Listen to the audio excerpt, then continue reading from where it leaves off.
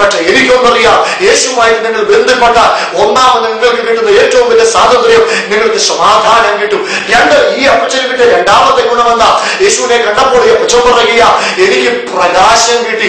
ഇത് തന്നെയാണ് ഞങ്ങൾക്ക് ലഭിച്ചത്. പെന്തക്കോസ്തുകാരായി ഞങ്ങളോട് സാധാരണ പലരും ചോദിക്കാറുണ്ട്, നിങ്ങളുടെ യോഗങ്ങളിൽ എന്തുകൊണ്ടാണ് മെഴുകുതിരി കത്തിക്കാത്തത്?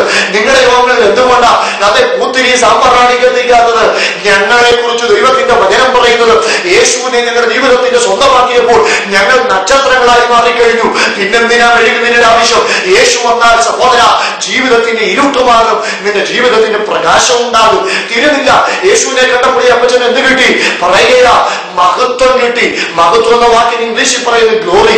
ആ ഗ്ലോറി എന്ന വാക്ക് വീണ്ടും മലയാളത്തിൽ കൊണ്ടുവന്ന തേജസ് എന്ന് പറയാൻ പറ്റും. അപ്പൊ യേശുവിനെ കണ്ടാൽ എന്ത് കിട്ടും? തേജസ് കിട്ടും. തീരുന്നില്ല. യേശുവിനെ കണ്ടാൽ ഏറ്റവും വലുതെന്താ കിട്ടുന്നത്? ആ അപ്പച്ചൻ പറയുന്നു, രക്ഷ കിട്ടും. അപ്പൊ നോക്കിക്കേ, യേശു നിങ്ങളുടെ ജീവിതത്തിൽ വന്നാൽ നിങ്ങൾക്ക് സ്വാതന്ത്ര്യമാ. നിങ്ങളുടെ ജീവിതത്തിൽ കിട്ടുന്ന 4 വിധത്തിലുള്ള സ്വാതന്ത്ര്യം. 1 സമാധാനം, 2 പ്രകാശം, 3 തേജസ്, 4 രക്ഷ. എന്നെ കേൾക്കുന്ന പ്രിയ സഹോദര, രാത്രി മുഴുവൻ അധ്വാനിച്ചിട്ടും ജീവിതത്തിന്റെ അസമാധാനത്തിന് മാറ്റമില്ലേ? ഇന്ന് രാത്രി വാ, യേശുവിലേക്ക് വാ. ജീവിതത്തെ യേശുവിന് വേണ്ടി സമർപ്പിക്കുക. നീ ഏത് കുടുംബത്തിൽ പിറന്നവനാകട്ടെ, ഏത് അനുഭവത്തിൽ ജീവിക്കുന്നവനാകട്ടെ, നിന്റെ പണമോ പാരമ്പര്യം ഒന്നും യേശുവിന് ആവശ്യമില്ല. ഇന്ന് രാത്രിക്കാലം യേശുവിന് വേണ്ടി നിന്നെ സമർപ്പിച്ചാൽ 1 നിനക്ക് സമാധാനം, 2 നിന്റെ ജീവിതത്തിന് പ്രകാശം, 3 നിനക്ക് തേജസ്, 4 നിന്റെ ജീവിതത്തിന് നിത്യമായ രക്ഷ. ഇതാ യേശുവിൽ കൂടെ കിട്ടുന്നത്. അപ്പൊ യേശുവിന് ഒരു ദൈവമേൽ പിശാചിനെ നോക്കിക്കൊണ്ട് പറയും, എനിക്ക് എന്റേതെന്ന് പറയുവാൻ, എനിക്ക് എന്റെ സ്വന്തമെന്ന് പറയുവാൻ എനിക്കൊരു വീണ്ടെടുപ്പുകാരനുണ്ട്.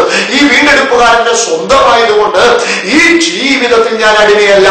ഈ ലോക ജീവിതത്തിൽ ഒരു ദൈവമേനെ സംബന്ധിച്ചിടത്തോളം അവൻ അടിമയല്ല.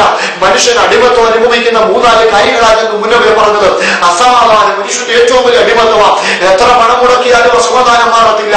ലോകത്തിലെ വിവിധ മാർക്കറ്റുകളിൽ കിട്ടാത്ത സാധനങ്ങളൊന്നുമില്ല. ഏത് മാർക്കറ്റിൽ ചെന്നാലും സ്വന്തം അപ്പനെ അമ്മയെ ഒഴിച്ചു ബാക്കി എന്തും കൂലിക്ക് കിട്ടുന്ന ഒരു കാലമായത്. പക്ഷെ ലോകത്തിലെ ഒരു മാർക്കറ്റിലും സമാധാനം കിട്ടത്തില്ല. പക്ഷെ നിങ്ങൾ യേശുവിലേക്ക് വാ, ഉറപ്പായിട്ട് നിങ്ങളുടെ ജീവിതത്തിന് സമാധാനം കിട്ടും. യേശു സമാധാനം തരുന്ന ദൈവമാണെന്ന് പ്രസംഗിക്കുവാൻ എനിക്ക് വേറെ ആരുടെയും അനുഭവം ആവശ്യമില്ല. എന്റെ അനുഭവം തന്നെ അതിനൊരു തെളിവാ. ഒരു ക്രിസ്തീയ കുടുംബത്തിൽ ഒരു ജ്ഞാനായ യാക്കോബ പശ്ചാത്തലത്തിൽ മലനാടിന്റെ റാണിയായ റാന്നിയുടെ മണ്ണിൽ ജനിച്ചു വളർത്തപ്പെടുവാനിടയായിരുന്നു. ഞാൻ ജനിച്ച് എനിക്ക് 1.5 വയസ്സുള്ള സമയത്ത് റാന്നിയിലെ 2 ഹോസ്പിറ്റലിലെ ഡോക്ടർമാർ ഒരുപോലെ പറഞ്ഞു, ഈ കുഞ്ഞിനും ജീവിക്കത്തില്ല, ജീവിച്ചാൽ ഇത് മന്ദബുദ്ധിയായിട്ടേ ജീവിക്കത്തുള്ളൂ.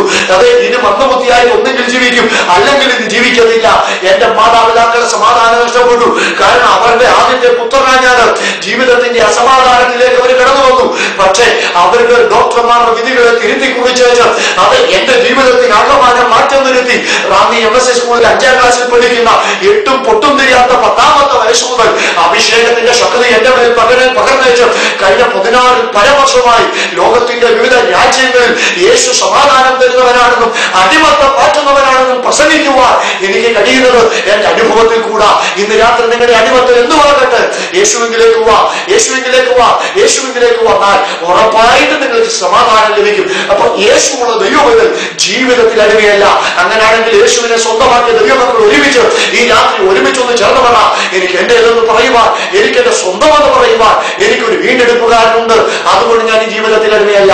2, ഇവിടെ പറയുന്ന രണ്ടാമത്തെ ചിന്ത, എന്റെ വീണ്ടെടുപ്പുകാരൻ ജീവിക്കുന്നു.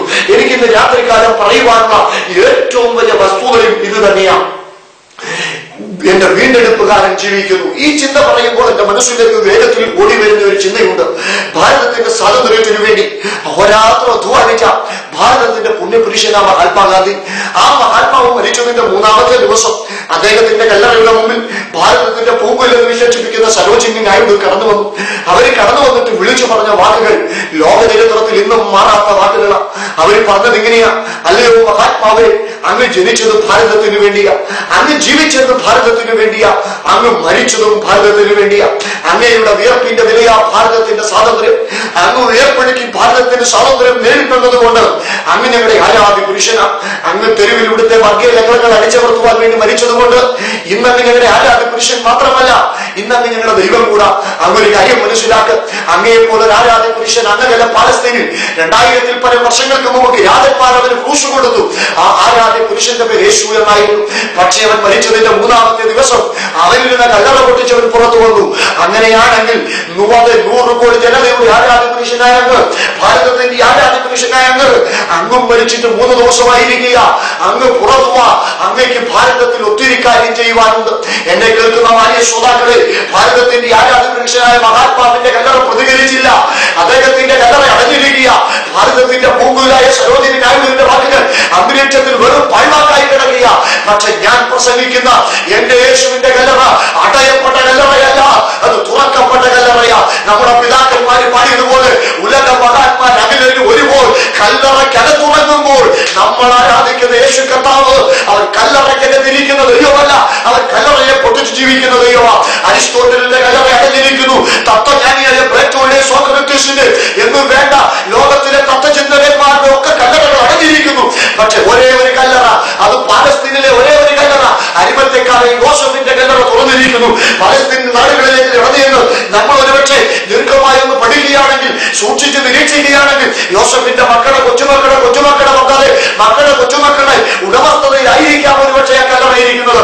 അവിടെ ചെന്ന് നിങ്ങൾ ചോദിക്കുന്നത് ലോകത്തിലെ എല്ലാ കല്ലറയും അടഞ്ഞിരിക്കുമ്പോൾ ഈ കല്ലറ അടങ്ങിയിരിക്കാതെ തുറന്നിരിക്കുന്നതിന്റെ കാരണം എന്താ? ഇത് നിങ്ങളുടെ അപ്പനെ അടക്കം ചെയ്ത കല്ലറയാണോ? അവര് പറയും ഞങ്ങളുടെ അപ്പനെ അടക്കം ചെയ്യുവാനായി വെച്ചിരുന്ന കല്ലറയാ. പക്ഷെ ഈ കല്ലറയിൽ ഞങ്ങളുടെ അപ്പൻ ആർക്കും ശല്യമാകണ്ടാതെ കണ്ട ജീവിതത്തിൽ വെച്ച് തന്നെ അതെ താനൊരു കല്ലറയൊക്കെ പണിയിപ്പിച്ച് മരണം കാത്തിരിക്കുമ്പോഴാ നസറനായ യേശുവിനെ ക്രൂശിക്കുവാൻ കൊണ്ടുപോകുന്നത് കണ്ടത്. ദയനീയമായ കാഴ്ച തോന്നിയ, മനസ്സിന് തോന്നിയ ഞങ്ങളുടെ അപ്പനൊരു വലിയ പുണ്യകാര്യം ചെയ്തു. എന്ത് ചെയ്തെന്നറിയാമോ? യേശുവിന് വേണ്ടി മരിച്ചപ്പോൾ ഈ കല്ലറ കൊടുത്തു. പക്ഷെ അവൻ മരിച്ചതിന്റെ 3-ാമത്തെ ദിവസം അവൻ പൊട്ടിച്ചു, കല്ലറയെ പൊട്ടിച്ചുയർത്തെഴുന്നേറ്റു. ഈ കല്ലറയുടെ പ്രത്യേകത, ഇത് നസറനായ യേശുവിന്റെ കല്ലറയാ. ഈ കല്ലറയുടെ ഏറ്റവും വലിയ പ്രത്യേകത, ഇത് അടഞ്ഞ കല്ലറയല്ല, ഇത് തുറന്നിരിക്കുന്ന കല്ലറയാ. ഇന്ന് രാത്രി എനിക്ക് അത് തന്നെയാ പറയുവാനുള്ളത്. നിങ്ങളുടെ ഏത് പ്രശ്നത്തിന്റെയും പരിഹാരമായി യേശു ജീവിക്കുന്നു. ഏത് ഹോസ്പിറ്റലിലെ ഡോക്ടർ പറഞ്ഞത് ജീവിക്കത്തില്ലെന്ന് ഇന്ന് രാത്രി സ്വർഗം നിങ്ങളോട് പറയുക. ജീവിക്കത്തില്ലെന്ന് ലോകം പറയുന്ന വിഷയത്തിന് മേൽ, ജീവിപ്പിക്കത്തില്ലെന്ന് പിശാച് പറയുന്ന നിങ്ങളുടെ വിഷയത്തിന് മേൽ ജീവിപ്പിക്കുവാൻ ഒരുത്തൻ ശക്തന, അവന്റെ പേര് യേശുവെന്ന അവന്റെ സാന്നിധ്യം ഇന്ന് രാത്രി ഈ ഹാളിന്റെ അകത്തേക്ക് വ്യാപരിച്ചുകൊണ്ടിരിക്കുക. തീജാലത്തിന്റെ കണ്ണുള്ളവനാൽ, മാറത്ത് പങ്കുവെച്ച് കെട്ടിയവനാൽ, നക്ഷത്രങ്ങൾ വലയിൽ പിടിച്ചവനാൽ, തേജസ് വാരി ചുറ്റിയവനാൽ, അവൻ വടക്കാതെ തുറക്കുന്നവനാൽ, ആരും തുറക്കാത്തവരെ വടക്കുന്നവനാൽ, ആരടച്ചാലും തുറക്കുന്നവനാൽ, സൗഖ്യദായകനാൽ, അത്ഭുത മന്ത്രിയായി, ദൈവമായി ഇന്ന് രാത്രി അവൻ നിങ്ങളുടെ പ്രശ്നത്തിന്റെ പരിഹാരത്തിലേക്ക് ഇറങ്ങി വരുക.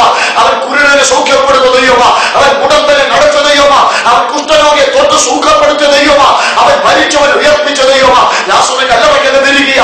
കല്ലറയ്ക്കകത്ത് ലാസർ ഇരിക്കുമ്പോൾ കല്ലറ ലാസറിനോട് പറയുന്നത് പോലെ, ലാസറെ നിന്നെക്കാട്ടി വിടുപിടിക്കന്മാർ പലരും ഇതുപോലെ കല്ലറയിൽ കയറിയിട്ടുണ്ടോ? കുഞ്ഞെ ഇല്ല, കയറി ഒരൊറ്റയൊരുത്തൻ പോലും തിരിച്ചറങ്ങിയിട്ടില്ല. ഇല്ലടാ, നീയും തിരിച്ചറങ്ങത്തില്ല. സഹോദര, നിന്റെ ജനമിലൂടെ പോകുന്ന കൊളസ്ട്രോളിന്റെ അണു നിന്നോട് പറയുന്നു, ഷുഗറിന്റെ അണു നിന്നോട് പറയുന്നു, പലരെ കല്ലറയ്ക്കറ്റി ആ രോഗമാണ് നിന്റെ ശരീരത്തിലുള്ളത്. നീ തിരിച്ചറിഞ്ഞത്തില്ലെന്ന് നിന്റെ രോഗം പറയുമ്പോൾ അപ്പുറത്തു നിന്ന് നിന്റെ കടഭാരം പറയുക. പല കുടുംബത്തിനെയും നാളം തെറ്റിച്ച കടഭാരമാണ് നീ അഭിമുഖീകരിക്കുന്നത്. നീ തിരിച്ചറിഞ്ഞത്തില്ലെന്ന് നിന്റെ കടം പറയുമ്പോൾ ഇന്ന് രാത്രി ലാസർ പറഞ്ഞതുപോലെ പറ, എല്ലാരെയും അടയ്ക്കതുപോലെ, എല്ലാരെയും ഒതുക്കിയതുപോലെ എന്നെ ഒതുക്കാൻ പറ്റത്തില്ല. എന്നെ ജീവിപ്പിക്കുന്ന ഒരുത്തൻ ഇവിടെ വന്നിട്ടുണ്ട്. അവന്റെ പേര് യേശു എന്ന അവൻ ഇന്ന് രാത്രി അവൻ നിങ്ങളുടെ പ്രശ്നത്തെ ജീവിപ്പിക്കുന്ന ദൈവമാണ്. ഏത് സാഹചര്യത്തിൽ നിങ്ങൾ ജീവിക്കുന്നവരാകട്ടെ, എനിക്ക് നിങ്ങളോട് പറയുവാനുള്ള ശക്തമായ സന്ദേശമില്ല. എന്റെ യേശു ജീവിക്കുന്നു നിങ്ങളുടെ സകല പ്രശ്നത്തിന്റെയും പരിഹാരമായി. 3-ാമത്തെ ചിന്ത ഇവിടെ പറഞ്ഞു, വാക്കുകളെ ഉപസംഹരിക്കുവാൻ ആഗ്രഹിക്കുക. 3-ാമത്തെ ചിന്ത, അവരൊടുവിൽ പൊടിമേലെ നിൽക്കും, ഞാൻ അവരെ കാണും, അങ്ങനെയല്ല എന്റെ സ്വന്തം കണ്ടുകൊണ്ട് തന്നെ. ഈ ചിന്ത ചിന്തിക്കുവാൻ എന്നെ പ്രേരിപ്പിച്ചതിന്റെ പിന്നിലത്തെ സംഗതി എന്റെ വല്യപ്പച്ചിയായിരുന്നു. 2004 ആ പ്രിയ മാതാവ് നിത്യതയിലേക്ക് ചേർക്കപ്പെടുവാനിടയായിരുന്നു. പക്ഷെ താൻ മരിക്കുന്നതിന് മുമ്പ് വിശ്വാസത്തിനു വേണ്ടി ധീരതയോട് റാമിൽ നിന്ന് ഇറങ്ങി തിരിച്ച് കർത്താവിനെ സ്മരിച്ച മാതാവ് താൻ മരിക്കുന്നതിന് മുമ്പ് ഞങ്ങളോട് പറഞ്ഞ 2 കാര്യങ്ങൾ ഉണ്ടായിരുന്നു. ഈ അർത്ഥത്തിൽ പറഞ്ഞ 2 കാര്യങ്ങൾ, ഒന്ന്, മോനെ അറിഞ്ഞ സത്യത്തിന്റെ ധീര സാക്ഷികളായി ഈ തലമുറയിൽ ദൈവത്തെ സ്നേഹിക്കണം. 2, ഇവിടെ കണ്ടില്ലേലും നാം ഈ നിത്യതയിൽ കാണണം. ഇതേ അർത്ഥത്തിൽ വെച്ച ചില പദങ്ങൾ പറയുവാനിടയായി. ഒന്നുകൂടെ പറയാം, അറിഞ്ഞ സത്യത്തിന്റെ ധീര സാക്ഷികളായി ഈ തലമുറയിൽ നിങ്ങൾ ദൈവത്തെ സ്നേഹിക്കണം. ഇവിടെ നീ നാം കണ്ടില്ലേലും നിത്യതയിൽ കാണണം. എന്റെ അമ്മച്ചി 1-ാം ക്ലാസ്സിൽ